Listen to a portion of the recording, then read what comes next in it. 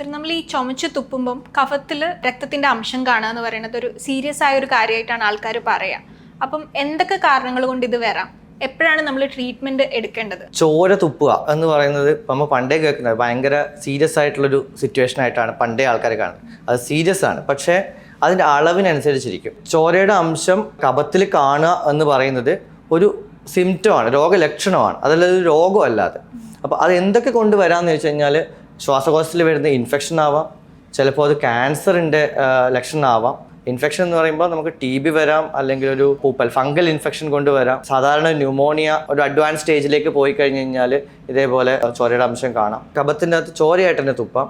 അതല്ലാതെ ഒരു ഗ്ലാസ് നിറച്ചും ചോരയൊക്കെ തുപ്പിയിട്ട് വരുന്ന പേഷ്യൻ്റൊക്കെ കണ്ടിട്ടുണ്ട്. അപ്പോൾ ഇതിൻ്റെ എത്രമാത്രം അളവുണ്ട് എന്നുള്ളതനുസരിച്ച് അതിൻ്റെ സീരിയസ്നെസ്.